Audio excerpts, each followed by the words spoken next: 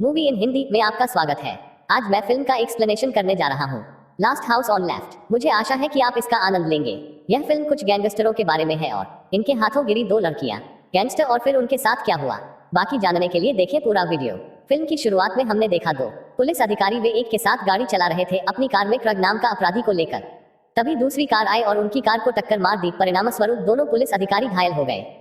तभी दो लोग उसमें से नीचे कार से उतर आए। उनमें से एक का नाम फ्रैंक था और दूसरा था सैडी। वे क्रूग के दोस्त थे। वास्तव में वे यहाँ क्रूग को मुक्त करने के लिए आए थे और फिर उन्होंने उन दो पुलिस वालों को मार डाला और वहां से भाग गए।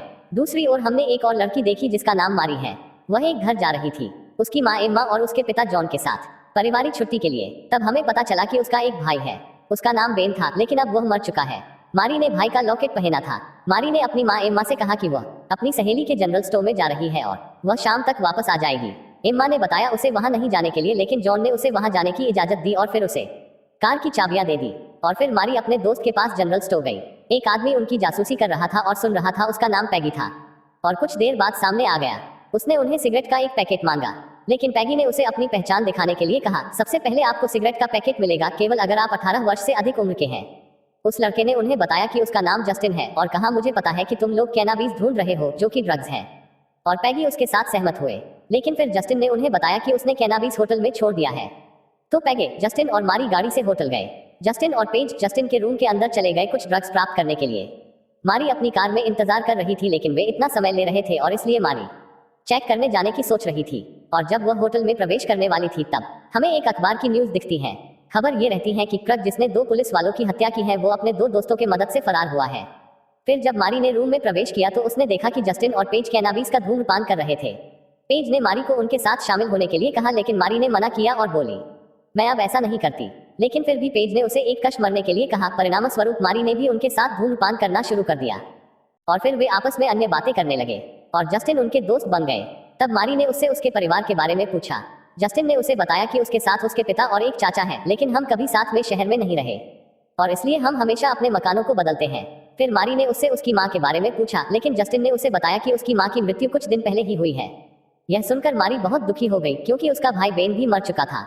उन्हें बहुत मजा आ रहा था, लेकिन तब वे तीन लोग उनके रूम में आए जिन्होंने शुरुआत में उन दो पुलिस अधिकारियों को मार डाला था।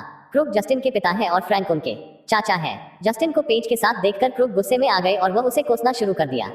क्रूग ने उससे कहा कि बेटा, पुलिस मेरे पीछे है और आप यहाँ खुलकर मजा कर रहे हैं। और सैडी ने पैगी और मारी को पकड़ा, लेकिन फिर मारी ने कहा, हम कभी किसी को नहीं बताएंगे आपके बारे में। लेकिन फिर भी क्रूग ने उन्हें जाने नहीं दिया। पैगी ने वहां से भागने की कोशिश की और कॉल करने की कोशिश की, लेकिन फ्रैंक ने उसे पकड़ा और पीटा। साथ ही साथ का फोन भी तोड़ा और मारी का भी फोन तोड़ा। मारी ने जस्टिन से मदद मांगी, लेकिन जस्टिन के पास करने के लिए कुछ नहीं था। तो क्रूग, फ्रैंक और सैडी ने उन्हें कहीं ले जाने का फैसला किया। मारी ने देखा कि वे कहीं जा रहे थे, उनके झील के घर की सड़क के माध्यम से। तभी मारी सैडी के सिर में छुरा घोंपती है और वे क्रैश करते हैं। परिणाम स्वरूप फ्रैंक की नाक टूटती है। पैगी वहां से दूर भागती है। फ्रैंक और सैडी उसके पीछे जाते हैं और फिर पैगी एक कंपनी में पहुंची और मदद के लिए चिल्लाया, लेकिन फिर फ्रैंक और सैडी वहां आए और उसे वापस लाया। क्रूग पैगी को चाकू से मार डालता है। वह मारी के कपड़े उतारकर बेटे जस्टिन को उसके साथ रेप करने के लिए पूछता है। जस्टिन मना कर देता है। क्रूग उसका बलात्कार करता है। मारी क्रूग को पत्थर से मारती है और वहां से भाग जाती है।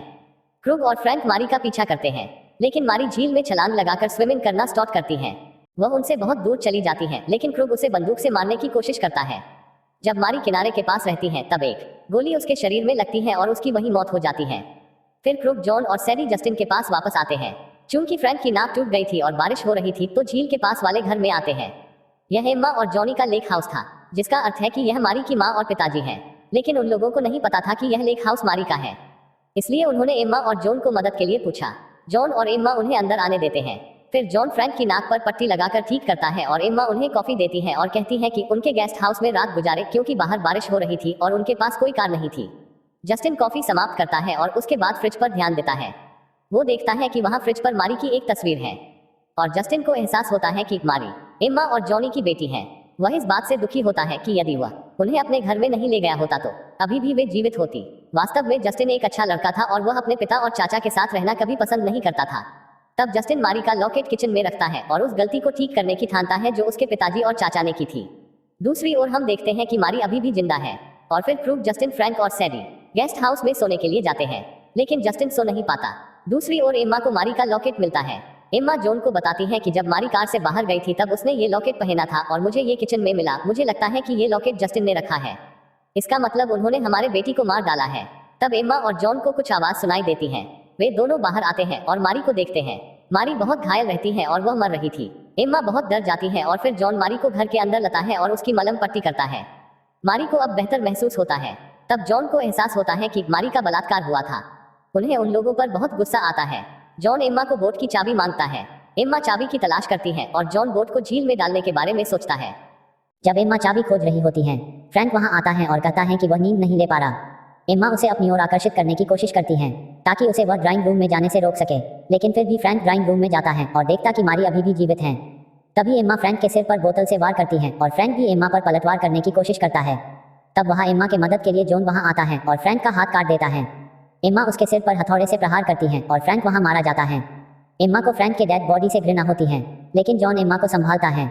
जब जॉन गेस्ट हाउस की ओर जा रहा होता है, वो देखता है कि जस्टिन अभी भी जाग रहा है और उसके हाथ में बंदूक है, लेकिन उसने उनके साथ कुछ नहीं किया बल्कि उन्हें वह बंदूक दे दी। लेकिन फिर सैडी जाग गई और जॉन के हाथ में बंदूक देखकर चिल्लाने लगी। जॉन उसे गोली मारता लेकिन वह शॉट से चूक जाती है और फिर सैडी बाथरूम में छिप जाती है। क्रूक जगता है और जॉन के घर की ओर दौड़ता है। अब गेस्ट हाउस में सिर्फ सैडी जिंदा बचती है, लेकिन एम्मा और जॉन ने उसे मार डालते हैं। दूसरी ओर हमें दिखाया जाता है कि क्रूक घर में जाता है और अपने भाई फ्रैंक की डेड बॉडी उसे मिलती है। क्रूक को समझ में नहीं आता कि एम्मा और जॉन ने क्यों उसके भाई को मार डाला और वे क्यों उसे भी मारना चाहते हैं। जब जॉन वहां आता है तो क्रूक ने उससे पूछता है कि क्यों उसने मेरे भाई फ्रैंक को मार डाला, और क्रूक आगे बोलता है शायद उनमें से एक आपकी बेटी थी, मैंने तब उनके साथ बहुत मजा किया है। तब क्रूक खिड़की से बाहर देखता है और नाव पर मारी को देखकर वो समझ जाता है कि उन लोगों का क्या प्लान है। लेकिन फिर जॉन वहां आता है और वे दोनों के बीच काफी लंबे समय तक लड़ाई होती है। जॉन हार रहा होता है और क्रूक जॉन को बेहोश करने की कोशिश करते हुए जॉन को सब कुछ बताता है जो उसने मारी के साथ किया रहता है। इस बात पर जॉन को बहुत गुस्सा आता है, लेकिन फिर जस्टिन वहां आता है और अपने पिता क्रग के सिर पर बंदूक ताक देता है। क्रग उससे बंदूक छीन लेता है और उसे पीटना शुरू करता है, लेकिन फिर एम्मा मदद करने के लिए वहां आती है। एम्मा क्रूक को मारना शुरू करती है और फिर जॉन भी वहां आता है और दोनों मिलकर क्रग को बुरी तरीके से पीटते हैं और क्रग बेहोश हो जाता है। दूसरी ओर हम देखते हैं कि जॉन ने क्रूक के शरीर को पैरालाइज कर दिया है। जब क्रग होश में आता है तो उसे महसूस होता है कि उसके शरीर को लकवा मार गया है और वो जॉन से पूछता है तुमने मेरे शरीर के साथ क्या किया। तब जॉन उससे कहता कि मैंने तुम्हारे साथ कुछ नहीं किया, बहुत जल्द सब ठीक हो जाएगा। और फिर जॉन उसके शरीर को ओवन में डालता है और उसे चालू करता है। इस तरह से जॉन अपना बदला लेता है और फिल्म यहाँ समाप्त होती है। ऐसे ही फिल्मों के एक्सप्लेनेशन देखने के लिए वीडियो पर क्लिक करें। चैनल को सब्सक्राइब करना ना भूलें। सुरक्षित रहें, स्वस्थ रहें। Thank you.